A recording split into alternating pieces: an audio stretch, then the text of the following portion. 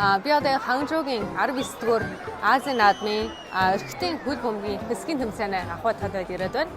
Энд одоо Монгол улсын хөл бөмбөгийн шигшээ баг болон Сауди Арабийн хөл бөмбөгийн багуудын одоо тэмцээн болж байна. Одоо би Ханчжоугийн Олимпийн спортын төв одоо тэмцээн сонирхож байна. Олимпийн спортын төв нь болохоор одоо барилгын дизайны хувьд торгоны замаас санаа авсан байдаг. Тэгээ эндэн бод одоо иж бүрэн бэлтгэхийн заад, биеийн тэмрийн заад, цэнгэлдэг хүрээлэн гээд одоо 5 том талбай байдаг.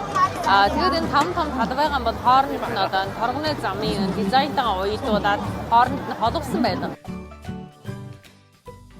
Эрхтэн хөл бөмбөгийн төрөлд Хятад, Энэтхэг, Иран, Монгол, Япон, Өмнөд Солонгос зэрэг 23 улс орны багууд 6 хэсэгт хуваагдсан өрсөлдөн.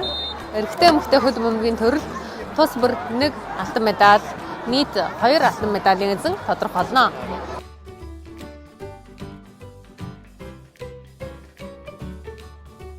За өнөөдөр өөрийнхөө нэг бүхэн танилцуулна. Намайг Алтанжаа гэдэг Монголын эмэгтэйчүүд үндэсний шгшаагийн хамгаалагчаар тоглодог байгаа. За тэгээд Ханчжоуд анх удаага ирж байгаа юу? Би анх удаа ирж байгаа. За хот ямар санагдаж байна? Жохон халуун нэлийн бөхчүм чиглэг. Манай Монголын нэг уур амьсгалыг одоо зарай чиглэг тийм жохон халуун юм. Тэгээд хотын хөгжлийн талаас гоё. Ногоон байгууламж 8 гоё.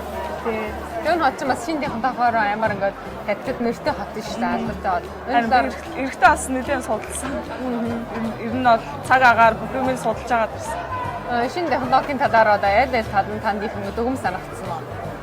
Одоо жишээ хэлэх юм бол нөгөө нэг яг буудлын доор байгаа нэг автомат юу байгаа хгүй тэн дээр одоо бүх багийн нөгөө бэлтгэлийн цаг маг тийм юмнууд байсан шүү дээ. Тэд нар бүр ингээд айгүй их хүмүүс шинэлэг санагдсан.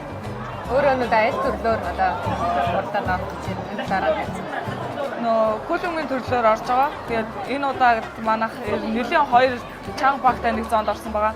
Нөө зохион байгуулагчид Хятад орны баг болон манайхад чансаа нэлийн дээгүүр Өзбекистан улсын багтай ерөнхийдөө нэг зоонд орсон байгаа. Тэгээд аль болох бүх чадлаад дайчлаад ер нь жоохон амжилттай тоглоно л гэж бодож байна. За амжилт хүсье. Баярлалаа.